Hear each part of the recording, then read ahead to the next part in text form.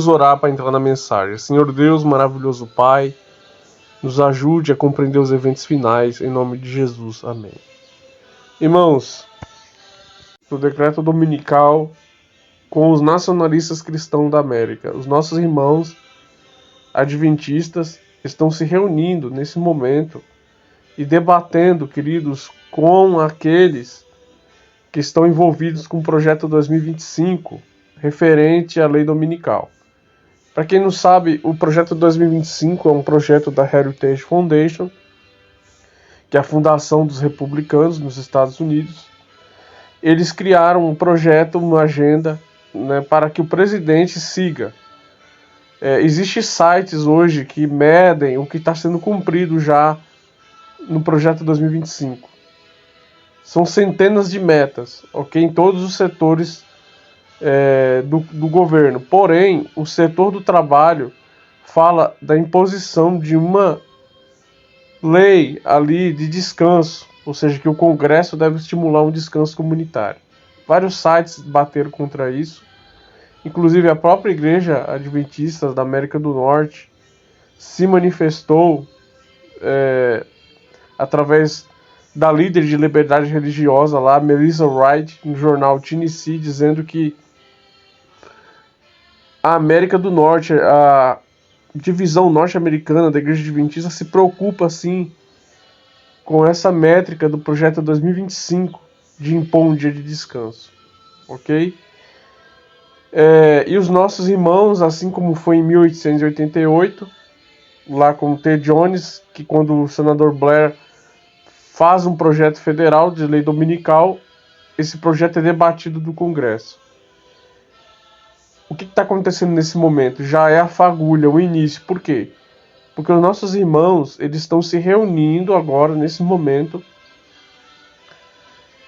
para debater profundamente essa questão do domingo com os nacionalistas cristãos. O debate já começou alguns dias atrás, ok? Porém, ele tem a tendência de se estender durante todo o final de ano, todo meio de ano até o final do ano. A expectativa é o seguinte: Jonathan Berry, ele foi indicado por Trump, mas não foi nomeado ainda. Jonathan Berry, ele foi indicado, mas ele ainda não passou o nome dele no Senado, ainda está sendo analisado. Esse rapaz, o Jonathan Berry, é o que fez ali, que redigiu a parte, né, do projeto 2025, que fala que o Congresso deve estimular um descanso comunitário. Quando você vai lá na página 589, ele diz que o dia de descanso seria o domingo, ok? Mas poderia abrir brecha para outros dias, para outros guardadores, como os guardadores do sábado, os muçulmanos. Porém, o dia especial seria o domingo. Irmãos, olha que coisa interessante. Eu vou colocar todo o debate aqui, foi feito pelo canal da Escola de Profecia do Onésimo Munhambo, ok? Vocês dão uma analisadinha, também pode ir lá no canal dele, dar uma curtida lá, mas eu vou deixar o vídeo aqui mais por questão de explicação, ok? O vídeo dele aqui no canal. Presta bastante atenção no que Ellen White disse. Muitos estão cegos, muitos há mesmo entre os que se empenham nesse movimento em favor da imposição do domingo. Se acham cegos aos resultados e seguirão essa ação. Não veem que golpeiem diretamente a liberdade religiosa. Muitos existem que jamais compreenderão a reivindicação do sábado bíblico e o falso fundamento sobre o qual repousa a instituição do domingo. Ellen White diz que os que se envolvem, isso aqui é profecia, irmão. Os que vão se envolver com a questão do decreto dominical, eles estarão cegos. Eles não sabem que isso vai golpear a liberdade religiosa e derrubar a primeira emenda. Então vemos aí mais uma vez a profecia se cumprindo. Por quê? Vocês vão ver aí no debate que nossos irmãos lá nos Estados Unidos estão fazendo agora, quando eles apresentam a referência do domingo como um perigo para a liberdade religiosa, o rapaz, né, um dos líderes do nacionalismo cristão, ele diz o seguinte, que não, ele não vê o domingo como a marca da besta futura, Ele não vê. Não tem como encaixar o domingo. Por quê? Porque, irmãos, porque para você entender que o domingo vai ser a marca da besta, é necessário estudo. Vamos analisar aqui, eu vou ser bem prático e bem rápido para explicar por que o domingo vai ser a marca da besta futura. Lembrando que Ellen White escreveu o seguinte: a observância do domingo não é ainda o sinal da besta e não será até que saia o decreto compelindo os homens a venerar esse falso sábado. Então o que Ellen White diz? Que o domingo ainda não é a marca da besta, ok? Ele vai ser quando ele derrubar a primeira emenda e ser um dia obrigatório de guarda, ok? Primeiro ponto. Agora, quando nós vamos aqui em Apocalipse, capítulo 13, irmão. Apocalipse, capítulo 13, o princípio parte daqui, para você entender que o domingo vai ser a marca da besta. Primeira coisa que acontece, o verso 15 diz que a imagem é formada. A imagem da besta, primeiramente, ela é formada. O que é a imagem da besta? A imagem da besta é uma representação do que a besta foi no passado. Por exemplo, o que a besta Roma papal fez no passado? Ela se unia ao Estado para perseguir a consciência daqueles que eram fiéis à Bíblia.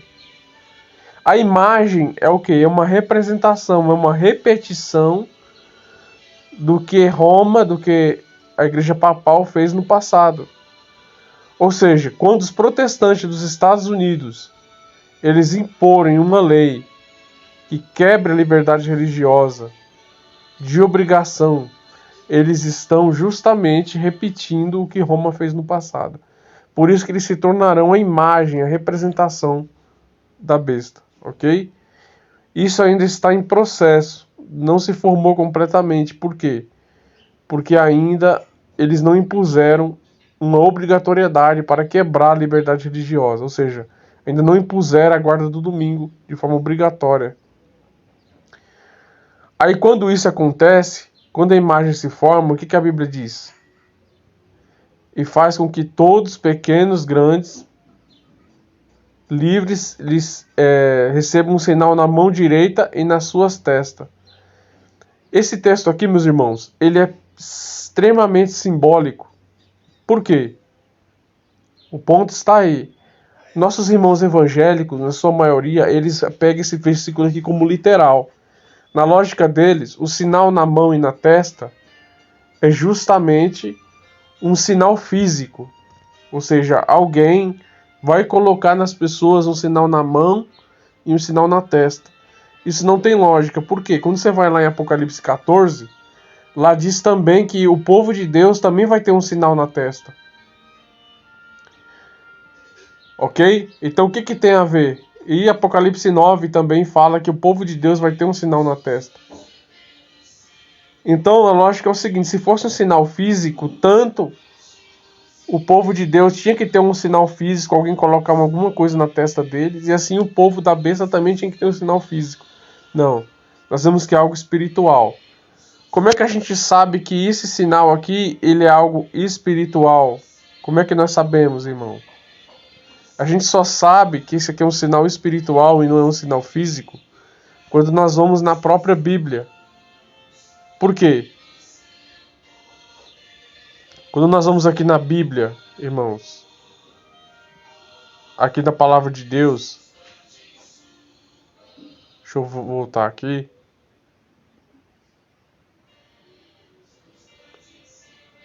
Em Deuteronômio 6 fica bem claro aqui que o sinal ali de Apocalipse 13 é um sinal espiritual. Então, meus irmãos, eu vou entrar aqui em Deuteronômio 6. O rapaz até fala isso, mostra esse texto no vídeo, mas ele não se aprofunda. Presta bastante atenção.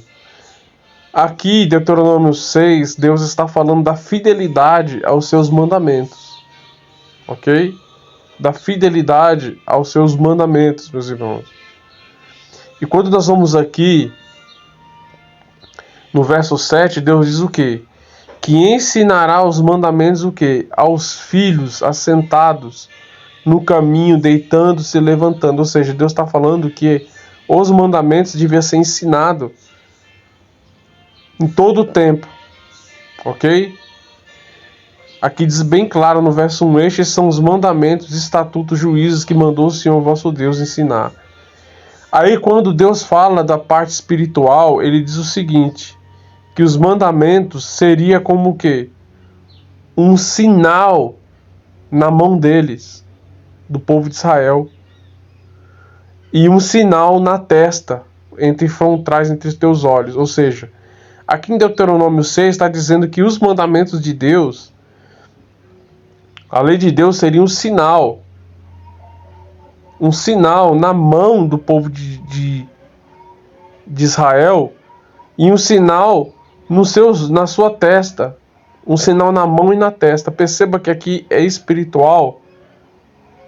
Tanto lá em Apocalipse 14 diz que o povo de Deus vai ter o sinal também. Então quando nós voltamos em Apocalipse 13, irmãos, quando nós voltamos em Apocalipse 13, presta bastante atenção aqui, ó. Estou sendo bem dinâmico, bem rápido para você entender. Quando nós voltamos aqui em Apocalipse 13, essa ideia do sinal na mão e na testa, ela se repete. No verso 16, ela se repete. Porém, presta bastante atenção, mas ela se repete agora, não do lado de Deus, mas do lado da besta. A lógica é muito simples.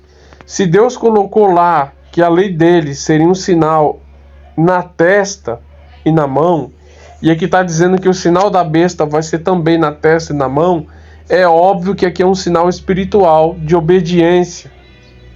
Isso quer dizer o seguinte: todos que forem obedientes à lei da besta, irmãos, receberão a marca da besta futura. E a pergunta é, então por que então será o domingo o sinal? Quando nós vamos aqui, irmãos, presta bastante atenção.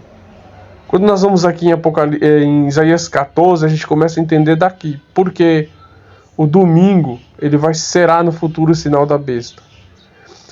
Aqui diz, queridos, sobre Lúcifer, é uma profecia, né? Que diz o que aconteceu com Lúcifer. É uma descrição.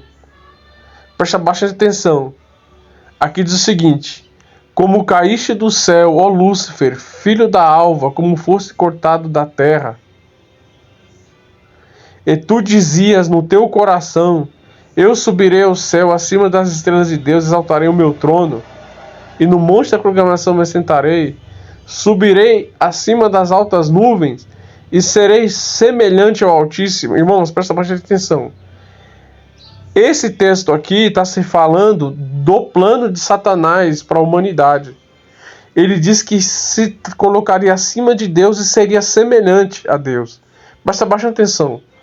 O foco da rebelião de Satanás é ser semelhante a Deus. Se o foco dele é ser semelhante a Deus, ele vai imitar tudo o que é de Deus. Eu vou dar um exemplo. A Bíblia fala do Pai, Filho e Espírito Santo. Ok? Quando nós vamos lá em Apocalipse 16, fala que da boca da besta, da boca do dragão e do falso profeta saíram 3 espíritos imundos. Você percebe que, assim como tem a ideia da trindade divina na Bíblia, Satanás também monta a sua trindade satânica. Ele imita a Deus. Ele imita a Deus. Se Deus tem uma igreja na terra, ele também diz: eu também tenho a minha igreja. Se Deus tem um batismo verdadeiro do Espírito Santo, Satanás também diz: eu também tenho o meu batismo. Perceba que ele imita. O foco dele é imitar. E a lógica é muito simples. Se o foco dele é imitar, irmãos, se o foco dele é imitar, o foco de Satanás é imitar. Quando nós vamos aqui em Ezequiel 20, irmãos, quando nós vamos em Ezequiel 20, o verso 20, está bem claro. Deus diz que o sinal entre ele e o seu povo é o sábado. Aí muitos falam assim, muitos evangélicos falam assim, não, mas aí é um sinal entre Deus e Israel, o povo de Israel, nós não temos nada a ver. Mentira, irmãos. Lá em Gálatas 3 diz que se a gente é de Cristo, a gente é herdeiro automaticamente a gente é herdeiro de Abraão. A gente se torna um Israel espiritual. Os mandamentos, tanto foi para o Israel antigo, quanto para o Israel espiritual. Paulo diz bem claramente, se sois de Cristo, se servimos a Cristo, somos adotados por Ele. E automaticamente nos tornamos descendentes de Abraão. Ok, irmãos? Então, olha que coisa interessante. Se aqui está dizendo que o sinal de Deus entre seu povo é o sábado, a lógica é muito simples. Se o sinal de Deus é um dia, e lá em Isaías 14 acabamos de ler que Satanás vai imitar tudo que é de Deus, ele vai imitar também o seu sinal. É lógico que é simples. Se o sinal de Deus é a guarda de um dia, o sinal da besta também vai ser a guarda de um dia. Entendeu, irmãos? Porque o domingo será o sinal da besta. Esse documento aqui diz claramente. Esse documento aqui, ele foi feito em 1868, né? É um documento católico que diz o seguinte. O nome do livro está em Uma Conversa Franca sobre o Protestantismo Hoje, escrito, queridos, pelo Louis Gosten Segel. Ok, irmãos? 1868, página 225. Também se encontra aqui em Londres. Ok? O arquivo. O que diz esse documento? Diz aqui, ó. Assim, a observância do domingo pelos protestantes é uma homenagem que prestam a mau grado seu à autoridade da Igreja Católica. A inteligência artificial explica esse documento dizendo: essa passagem enfatiza que ao observar o domingo em vez do sábado bíblico, os protestantes estariam reconhecendo ainda que involuntariamente a autoridade da Igreja Católica. Só que o foco, meus irmãos, é isso aqui, ó. Ellen White diz bem claramente que os envolvedores, os criadores da lei dominical, eles estarão cegos. Ou seja, será um movimento de cego. Dificilmente as pessoas vão perceber que o domingo vai ser a marca da besta se não estudarem. Não está escrito lá assim, domingo vai ser o sinal da besta na mão e na testa. Não está escrito assim em Apocalipse 3. Está escrito que o sinal vai ser colocado na mão e na testa. Para você entender essa passagem, você tem que ir Deuteronômio 6, fazer a relação dos dois e vai entender que Deus está falando da sua lei ali. Se o sinal da besta vai ser colocado na mão da testa, então é a lei da besta. E qual vai ser a lei da besta? Aquela lei que ela coloca a sua autoridade sobre todas as religiões. E qual que é a lei que Roma vai colocar a sua autoridade sobre todas as religiões? O domingo. Por exemplo, muitas igrejas evangélicas falam mal dos católicos porque eles adoram imagem de escultura, mas guardam o domingo. O fato de eles guardarem o domingo ali, eles estão reconhecendo, como diz o documento católico, a autoridade da igreja. Entendeu, irmão? Então todas as igrejas na terra que guardarem o domingo estarão reconhecendo a autoridade de Roma acima da autoridade de Deus. O grande conflito vai estar aí. Deus fez o sábado como sinal e Roma fez o domingo como sinal. As igrejas obedecerem o domingo, elas estarão recebendo a marca da besta e o seu desagrado. Por isso que virá as pragas sobre a terra. Então temos agora o primeiro debate entre os nacionalistas cristãos e os adventistas. E eles dizem lá no debate, vocês vão ver aí, que se Jonathan Berry, o nome dele passar no Senado, o cara que fez a página 589 do projeto 2025, e ele levar à frente a lei dominical que está lá no projeto 2025, vai ter uma mobilização mundial dos adventistas do sétimo dia. Ok, meus irmãos? Eu vou deixar aqui agora a manifestação da igreja adventista da divisão norte-americana que foi feito no ano passado, A posição dos nossos irmãos lá dos Estados Unidos sobre o projeto 2025, da liderança da Igreja Adventista sobre o projeto 2025. Irmãos, esse é o momento de orar, o debate começou. Voltamos ao ambiente de 1888, quando Jones vai ao Congresso americano defender a lei de Deus. A pergunta é, será que agora, meus irmãos, Deus ele vai segurar os ventos mais uma vez? Ou agora o negócio vai abrir agora e vai vir com tudo, meus irmãos? É agora que o governo vai se abrir para legislações dominicais e vir com tudo, irmãos? É agora, é nesse momento mesmo. Vamos, nesse momento, orar a Deus e pedir a misericórdia dele. Porque tudo pode acontecer nos nossos dias, meus irmãos. Eu vou deixar aqui a parte em que a Igreja Adventista lá da América do Norte se manifesta contra o projeto 2025. Vamos orar, irmãos. As coisas podem acontecer no piscar de olhos. Vemos que o decreto dominical, isso aqui não é alarmismo, mas é o que está acontecendo, o que nós estamos vendo. Ele pode sair a qualquer momento, irmãos. A qualquer momento. Tomara que não pegue o nosso povo de surpresa, porque os debates já começaram. Veja todo o vídeo do debate aí do canal do Onésimo Munhambo, ok? E analisa para vocês ver como os defensores das Blue Law, das leis dominicais, estão cegos, conforme Ellen White disse aqui. Eles estão cegos quanto o domingo como sinal da besta. Eles estão cegos, não estão entendendo. Isso é uma profecia que está se cumprindo agora.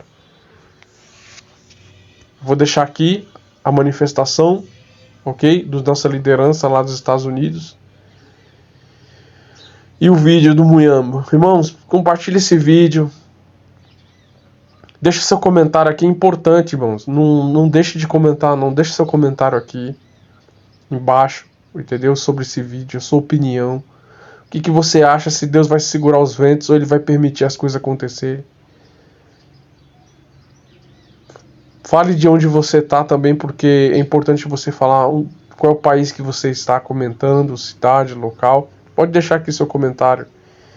Vamos orar. Querido Deus, nos fortaleça, nos guarde e nos ajude, Pai. Não sabemos se o Senhor vai segurar os ventos ou vai permitir que eles sejam soltos, mas os debates já começaram. Nos fortaleça e nos ajude para esse evento importante. É o que nós te pedimos em nome de Jesus. Amém.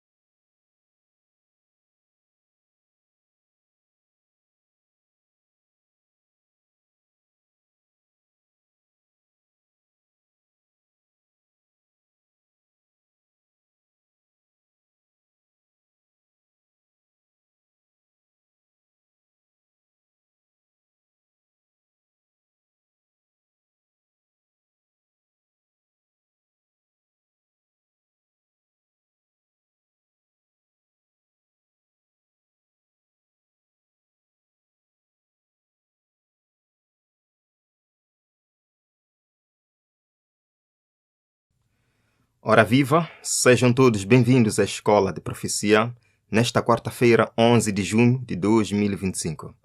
Irmãos, agora nós vamos dar continuidade com um debate iniciado entre adventistas do sétimo dia e nacionalista cristão. E o debate está ficando mais quente agora. Eles entram em outra temática, questão de legislar o sábado e, mais concretamente, a moralidade na América. Vamos escutar muito bem os argumentos do irmão nacionalista cristão, que nos faz entender que eles não estão dispostos a largar essa ideia, a deixar essa ideia de lado. Queridos irmãos, estamos de volta ao cenário 1888. Inclusive, o irmão James, adventista, falou isto, apresentou isto. Eles não estão dispostos a deixar de lado sua visão de transformar a América em uma nação para Deus. Eles dizem que Cristo tem que reinar aqui. E já há sinais de que ele vai reinar aqui. Mas vamos iniciar com uma oração.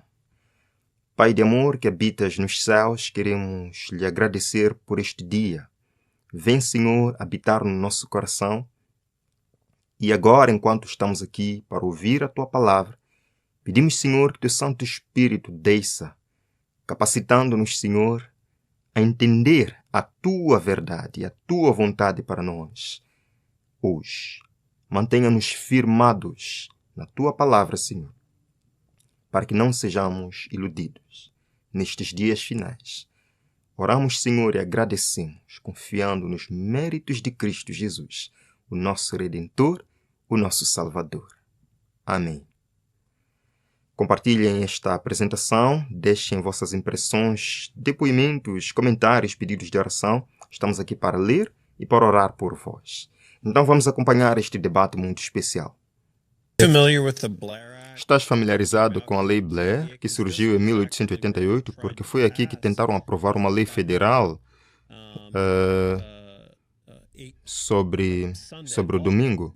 Na verdade, tentaram impor o descanso ao domingo a nível federal em 1888, e isso foi apresentado ao Senado. Portanto, Lennox, o nosso povo aqui no Tennessee, estava em gangues de trabalho forçado naquela época. Portanto, quando falamos sobre legislar a primeira tabela da lei, o nosso povo foi preso e colocado na prisão por isso. E esperamos que isso retorne, devido aos princípios que não vimos na posição de Jared Longshore. O nosso povo foi preso. Lutamos perante o Comitê do Trabalho dos Estados Unidos. E neste momento, o Comitê do Trabalho está a considerar a nomeação de Jonathan Berry e estamos a mobilizar o nosso povo globalmente agora para protestar contra isso, porque antecipamos que irá avançar em algum momento. Ok? Não estamos a dizer que ele é o escolhido com certeza, mas antecipamos o impulso assim há muito tempo. O protestantismo reconheceu que o domingo era a marca. E eu posso voltar a Thomas Tilland. De fato, Peter Chamberlain, entre outros, posso fazer uma pergunta sobre isso?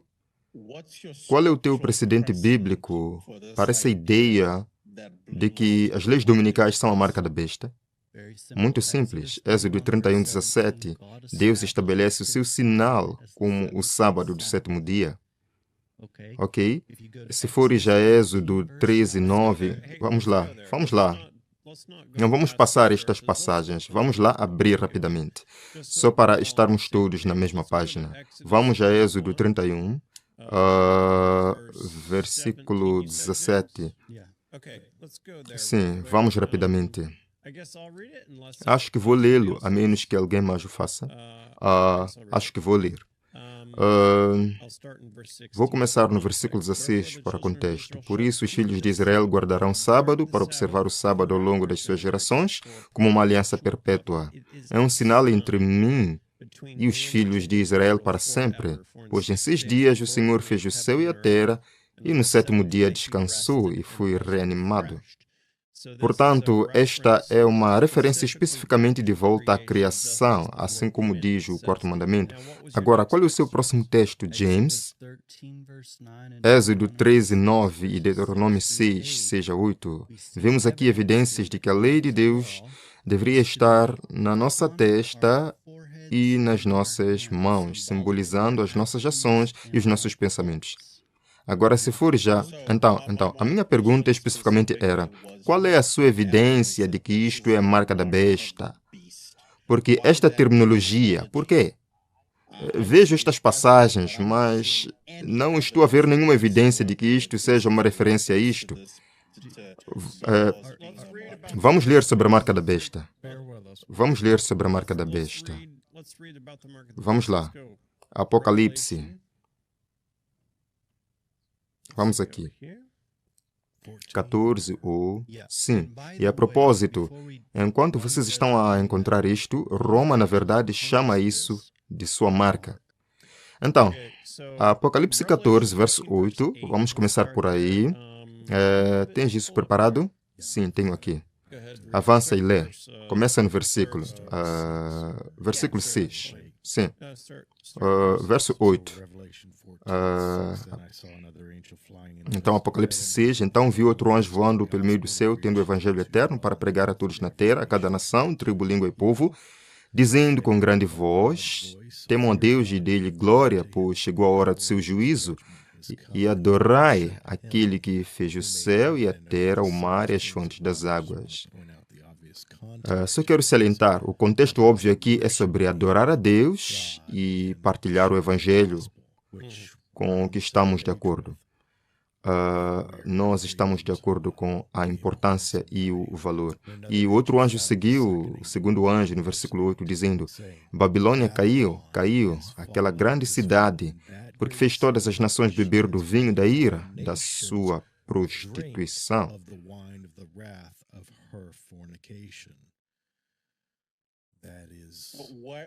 É por isso que é uma referência às leis dominicais?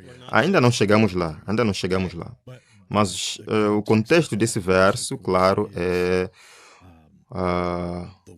o mundo seguindo para uma mentalidade de grupo, uma mentalidade de multidão de pecado. Concorda com isso?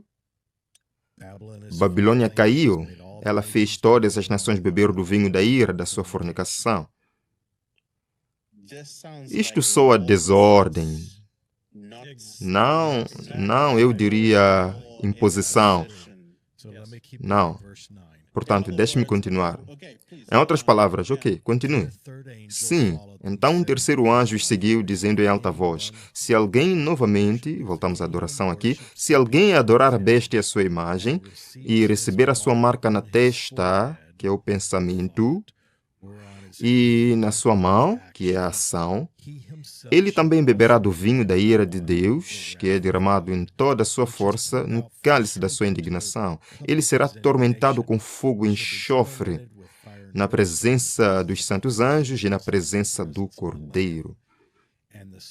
E a fumaça do seu tormento sobe para todo sempre, e eles não têm descanso dia e noite, aqueles que adoram a besta e a sua imagem, e quem quer que receba a marca do seu nome.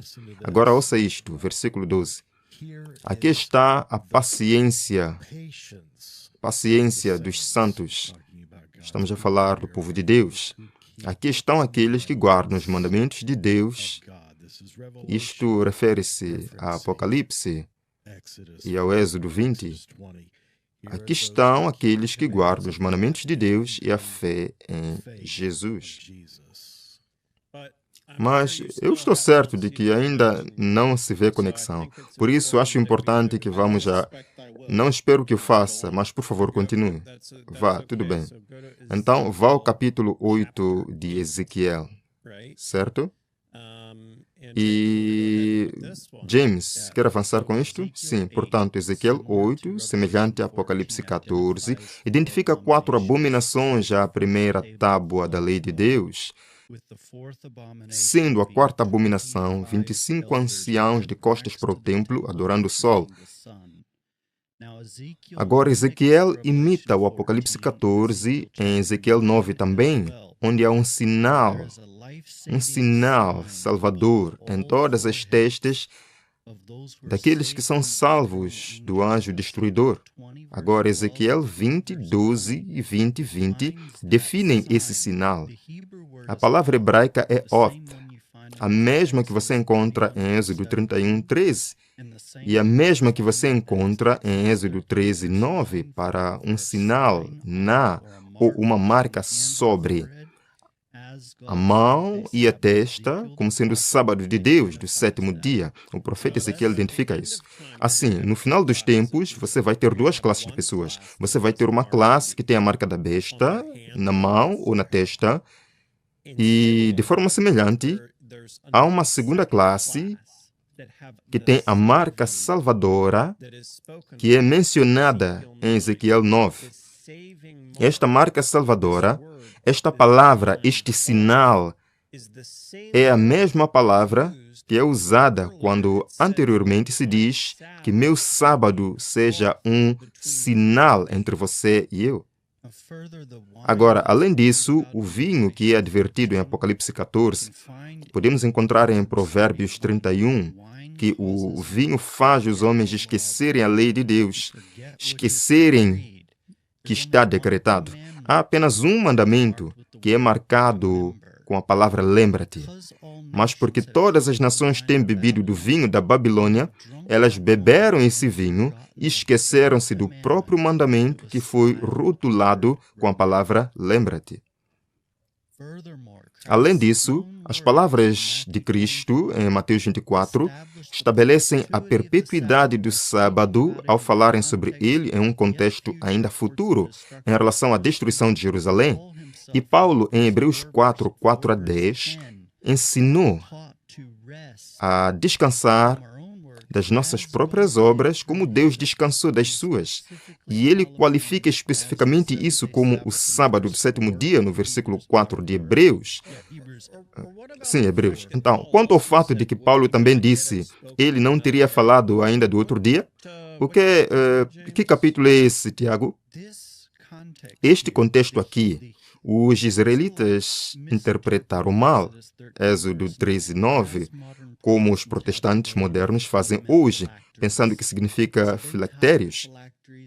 Por isso, amarraram os filactérios literalmente à volta da lei de Deus, e Cristo rejeitou isso. Ele disse, eles alargaram os seus filactérios, mas negligenciaram as questões mais importantes da lei. Mas o que Deus queria realmente, obediência em pensamento e ação, Ele quer a lei inscrita no nosso coração e nas nossas mentes e nas nossas ações.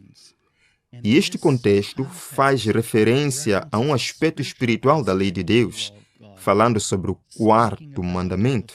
E você não pode evitar a correlação muito clara aqui em Apocalipse 14 entre os primeiros 4 mandamentos. É falsa adoração, uma violação do primeiro mandamento da lei. É uma imagem, isso é uma violação do segundo mandamento. É um falso nome, isso é uma violação do terceiro mandamento. É uma marca, isso também é uma violação do quarto mandamento. E esta marca, vá ao Google Books depois que terminarmos aqui. Procure sinal e procure marca e você encontrará.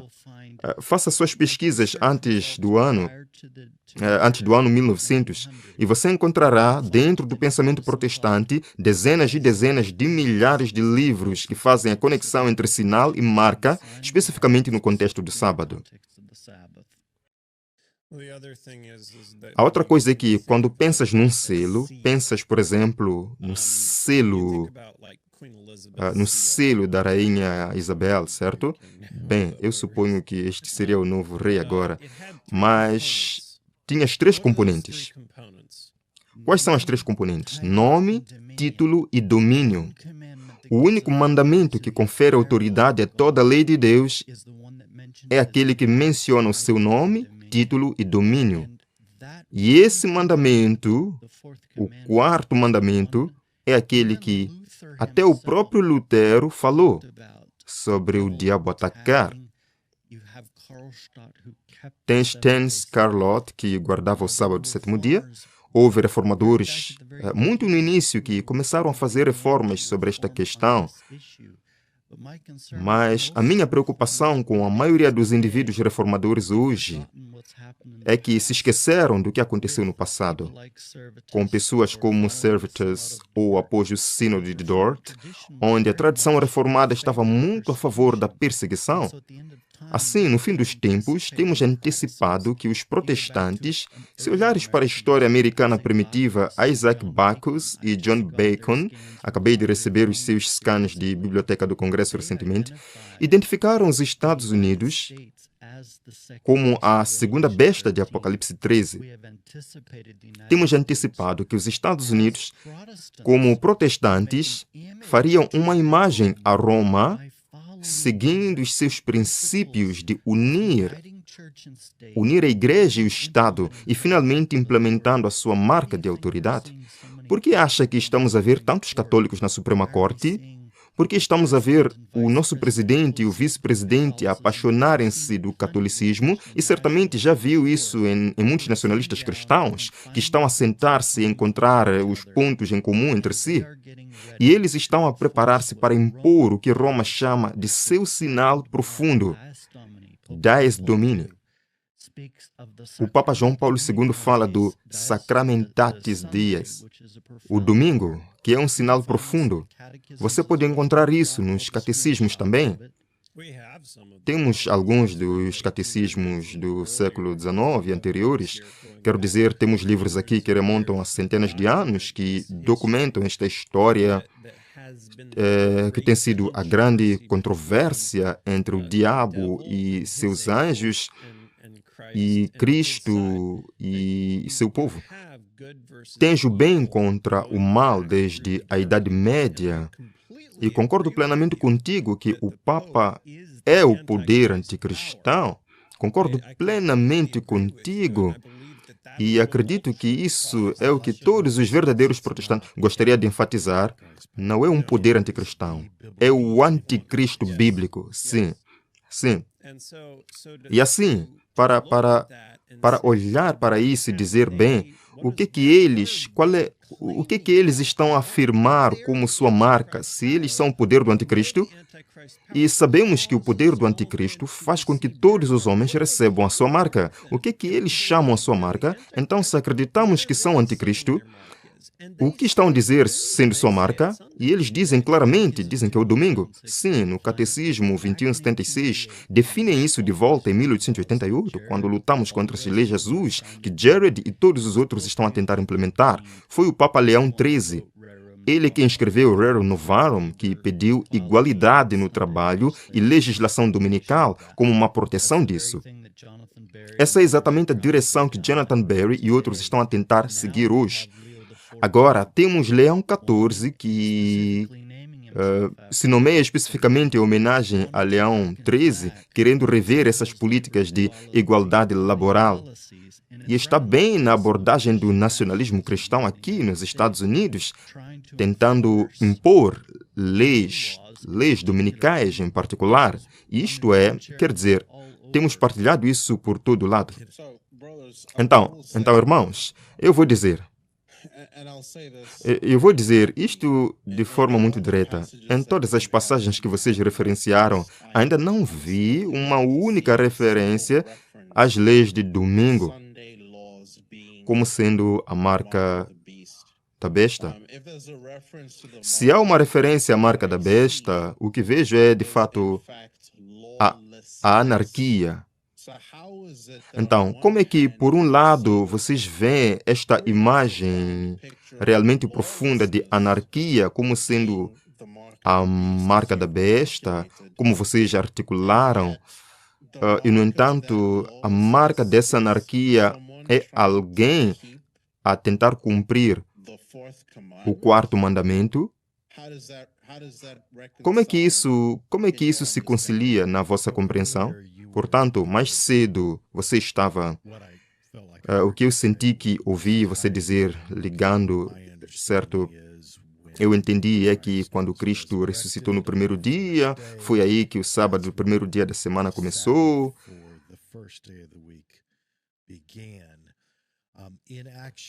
Na verdade, Os apóstolos continuaram a guardar o sábado.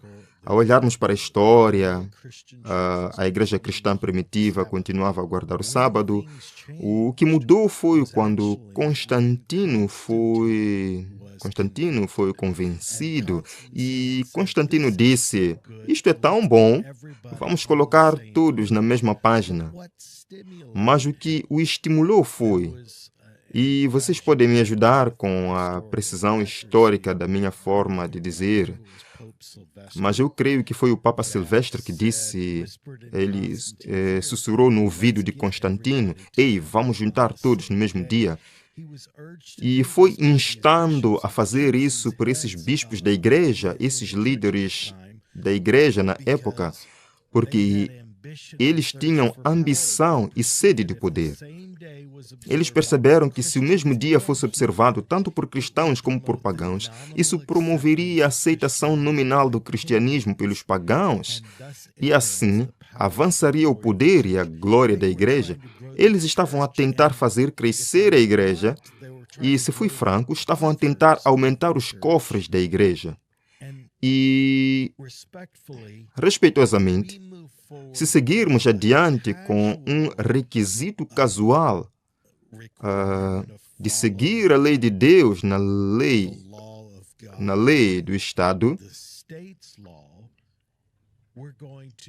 então as pessoas vão começar a esquecer que isto era apenas um casual. E é ótimo ter um dia de culto, vamos todos, sabes, adorar em algum momento. Não vamos ser especulativos. Não é isto que o texto diz. Que o texto se refere à anarquia, não às leis dominicais, como sendo a marca da besta. Isso é o que me custa ver.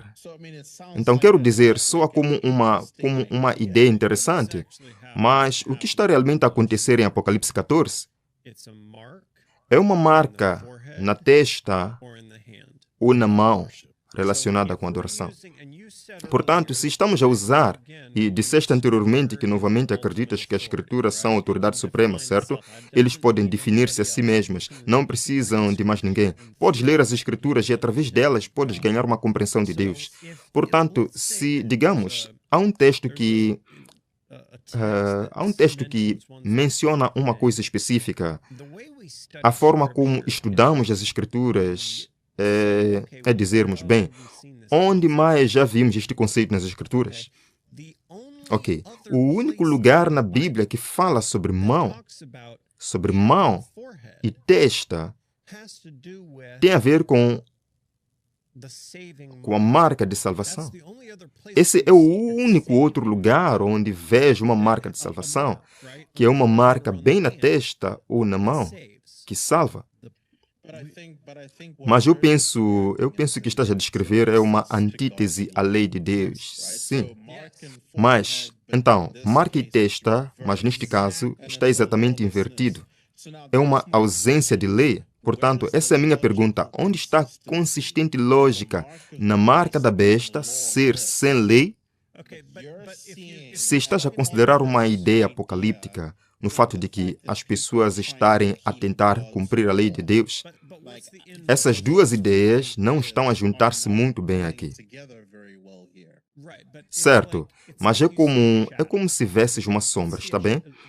Vamos ver, isso é o inverso, certo? Então, vejo uma sombra na parede que é preta. Parece um gato, está bem? O que posso então determinar logicamente? Posso olhar e dizer, está bem, com base nisso, qual é o inverso? Portanto, da mesma forma, ouvimos sobre uma marca que destrói, certo? É uma marca destrutiva. É esta marca que, se a receberes, serás compelido a tê-la na mão ou na testa e estarás perdido, certo? Bem, então, qual é o inverso? Se existe uma marca salvadora que é descrita da mesma maneira e está na mão e na testa, certo? Apenas uma pergunta para você, com certeza. Neste caso, qual seria a distinção entre o povo de Deus e aqueles que não são povo de Deus na sua compreensão do quarto mandamento da lei moral. Se me amais, guardai os meus mandamentos. O que é Satanás? Satanás é o grande enganador, certo? Ele é o mentiroso mais inteligente, artisticamente disfarçado que existe. O único mandamento que começa com lembre-se, o único mandamento que tem um título de Deus, seu domínio, sua autoridade, certo? Aquele que começa com lembre-se, o mandamento mais longo de todos os 10, o que tem mais lá, linha após linha após linha, é o mais longo de todos, certo?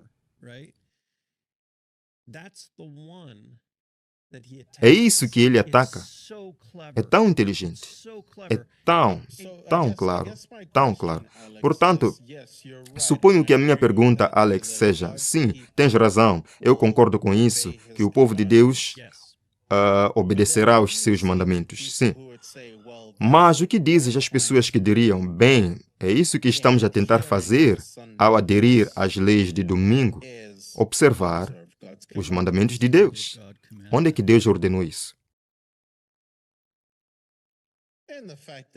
E o fato é que deveria ser o dia de sábado. Lembra-te do dia de sábado. Onde é que ele diz mantém? Onde é que ele diz mantém o domingo sagrado?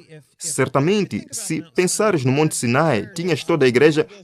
Ok, então para ti isto resume-se ao dia em que supomos que o deveríamos fazer, não é? Não em oposição ao princípio real disso, mas à ocasião real de quando essa ordem é observada. Isso está certo? É uma argumentação de dois lados. É o próprio dia e depois há também o lado de legislar a lei civilmente. E a razão pela qual inicialmente fui ao Êxodo, eu assumi que iríamos discordar, certo? E em vez do que o dia de sábado representa, acho que temos desacordos fundamentais aí. Mas falaste várias vezes sobre a necessidade de legislar a moralidade, legislar a lei de Deus. Sim. E falaste sobre, sabes, Deus acima da nação, por exemplo, certo? Sim. Minha pergunta é: qual Deus? Qual a versão de Deus? A tua versão de Deus ou a minha versão de Deus? Porque se legislares o Deus que se revelou a nós na sua palavra, as Sagradas Escrituras, certo? E mostramos-te claramente que a Bíblia diz: lembra-te do dia de sábado. E neste ponto tu rejeitas isso, o que é justo, não concordas comigo. Disse: lembra-te do dia de sábado. E se levares a palavra sábado, o que isto significa? Podes discutir o que significa. Não diz lembra-te do sétimo dia. Antes de fazeres o teu ponto, deixa-me fazer uma pergunta. Sim, portanto, o meu ponto... Antes de fazeres o teu ponto, deixa-me terminar o meu. Ok, sim, vai em frente. Portanto, o meu ponto é, e mais uma vez aprecio o diálogo e aprecio que venhas conosco e, como cristão, vejo-te como meu irmão, certo? Devemos relacionar juntos. Portanto, não quero que haja muito... todos nós somos apaixonados, certo? Porque acreditamos que estamos do lado da verdade. Mas o meu ponto é, legislam domingo, certo? E a minha crença é que, claramente, a Bíblia diz que o sábado é o dia de descanso. E diz que... Ok, certo. Este é apenas um exemplo, ok? Portanto, pode ser para você o Evangelho, espalhando o Evangelho, legislar a lei de Deus.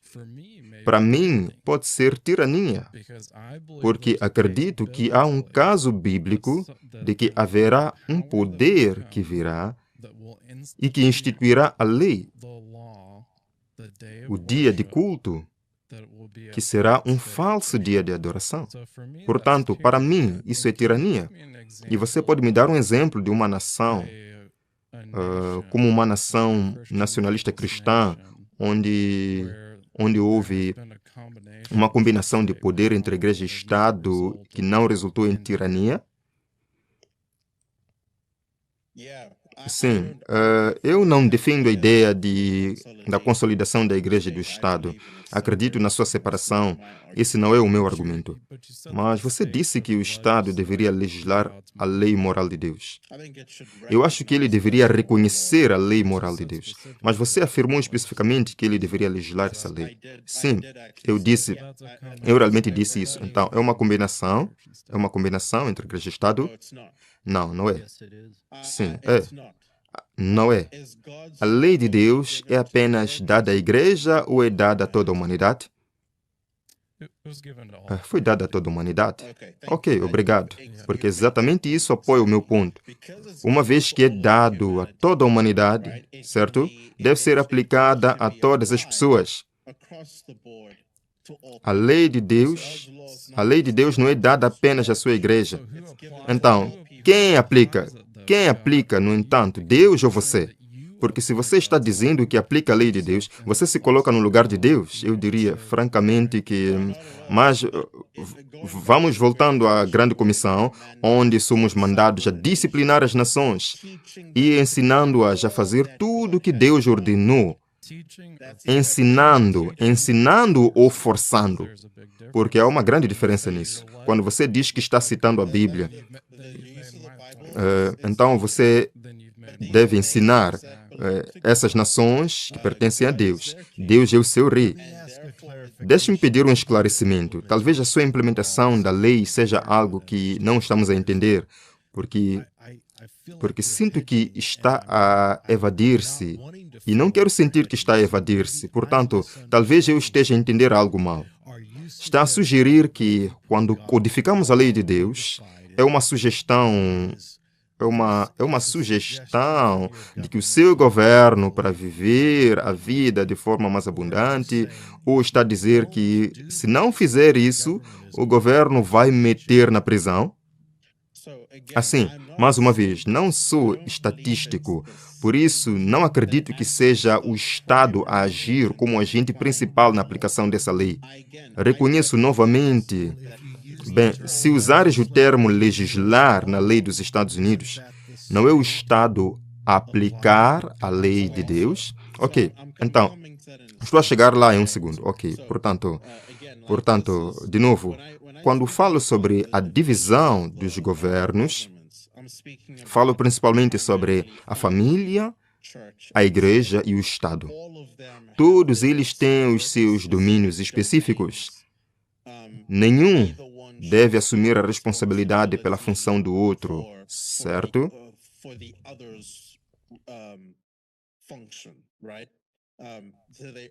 Portanto, todos devem relacionar-se uns com os outros, mas são distintos. Voltando a isto, a família preside sobre a saúde, a educação e o bem-estar. A igreja é o pilar e a base da verdade. Presidem sobre a palavra e os santos sacramentos que o Estado preside. Desculpe, qual igreja? Quero dizer, neste sentido, a Igreja Universal. Bem, isto tem que ficar claro porque todas as igrejas têm desacordos fundamentais. Na verdade, já lidamos com isso antes. Eu disse basicamente que as pessoas que reconhecem que Cristo é Rei, que Cristo é Deus e que Ele nos falou na sua palavra como autoridade. Certo? Cristo é Rei, e já te ouvi dizer isso várias vezes. É algo que eu queria abordar, porque dizes que Cristo é Rei, certo? E eu não discuto isso, mas onde está o seu reino? Está na terra e no céu. Bem, então ele diz, mas o meu reino não é deste mundo. Então, como retifica essa afirmação? Bem, basicamente, quando João 18:36, que é de onde vem esta referência, deve ser lido no seu contexto completo. O reino de Cristo não é deste mundo em termos de sua origem, ou como se fosse proveniente do homem caído ou de sistemas mundanos. Na verdade, significa que a realeza de Cristo transcende esse tipo de limites. Portanto, embora não seja originário num sentido humano, tem uma realidade mundana. Razão pela qual, por exemplo, Cristo nos ensina a orar: venha o teu reino à terra como é no céu. Mateus 28, toda autoridade no céu e na terra me pertence. Certo? Portanto, não irá ser realizado. O seu reino não será realizado através das construções do homem. O seu reino não é como os reinos deste mundo. É de um tipo diferente, de um sabor diferente, de uma origem diferente. É distinto neste sentido. Lennox, uma das pessoas que tiveste no teu programa é Douglas Wilson, e ele também falou sobre isso, mencionando Daniel 2 e como essa imagem nunca será reconstruída.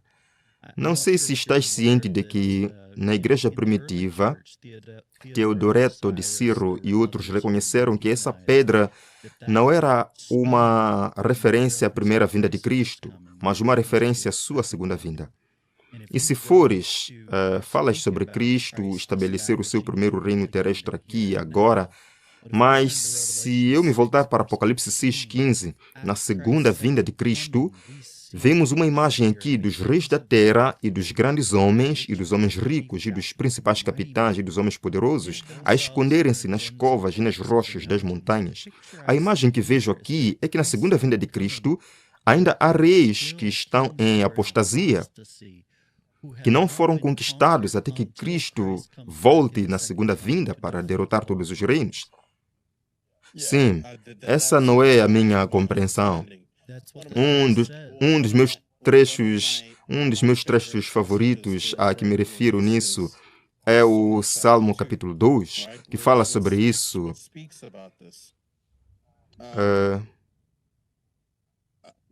Por que não ler tudo? Porque as nações estão em alvoroço? Sabe de uma coisa? Deixe-me usar na verdade. Porque as nações se tumultuam e os povos maquinalizam um plano vão, os reis da terra se levantam e os príncipes tramam juntos contra o Senhor e contra o seu ungido, dizendo: eu romperei os seus laços e lançarei de mim as suas cordas. Aquele que está sentado nos céus ri. O Senhor escarnece deles. Então ele lhes falará na sua ira e os aterrorizará na sua fúria, dizendo: mas quanto a mim, instalei o meu rei sobre Sião, a minha montanha santa. Com certeza contarei o decreto do Senhor. Ele disse-me: tu és meu filho, hoje te gerei, pede-me. E eu te darei as nações como herança e os fins da terra como tua posse. Tu as quebrarás como uma vara de ferro. Tu as despedaçarás como um vaso de barro.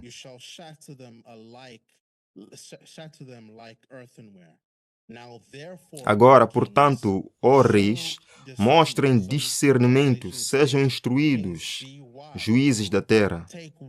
Adorem o Senhor com reverência e alegrem-se com tremor. Rendam homenagem ao Filho, para que ele não se irrite. E vocês pereçam no caminho, pois a sua ira pode rapidamente se acender. Como são felizes todos os que confiam nele. Certo, há uma passagem que fala sobre como os governantes da terra serão colocados sob os pés de Cristo.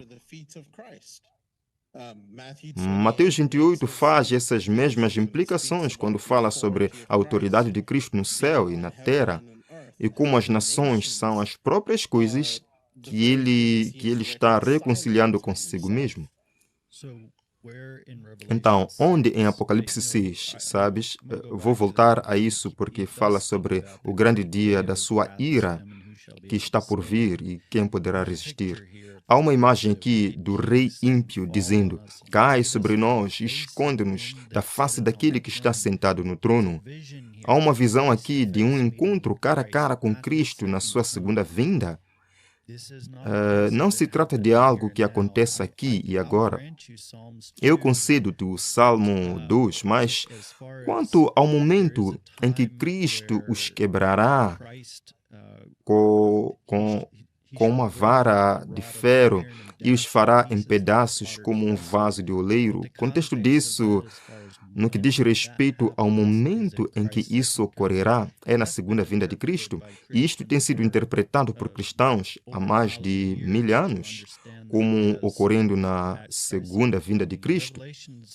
E o Apocalipse 6, quero dizer, é muito claro que os reis da terra se escondem nas rochas e nas montanhas.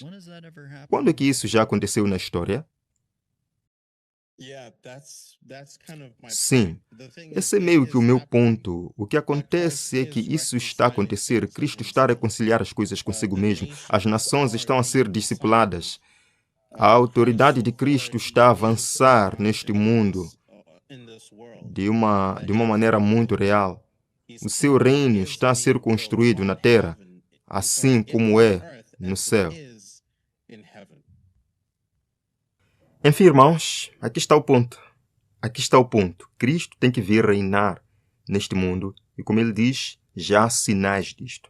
Será que é por isso que estamos vendo muitos movimentos evangélicos lutando por Israel? Procurando reconstruir o terceiro templo. Eles acreditam que Cristo vem reinar aqui e já precisam preparar o terreno para Cristo.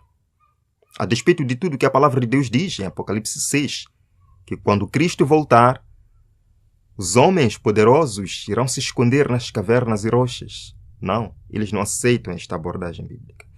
Enfim, pela graça de Deus, daremos continuidade a estes debates nas próximas oportunidades. Vamos terminar com uma oração. Senhor, obrigado por ter estado conosco neste estudo, neste debate. Obrigado por abrir nosso coração para a verdade. Continue estando conosco. Oramos por este irmão, para que ele desperte e que ele deixe, Senhor, de lado essas ideias de supremacia religiosa, essas ideias, Senhor, de nacionalismo cristão, que busca impor Tua palavra por meio da legislação. Nós sabemos que o Senhor trabalha com o coração e o mundo será alcançado pela verdade, não pela autoridade de homens que se autoproclamam teus servos. Ensina-nos, Senhor, a esperar, a aguardar, a orar e jejuar. Dá-nos um bom descanso, em nome de Jesus. Amém. Deus abençoe a todos. Nos vemos amanhã para mais um vídeo. Até lá.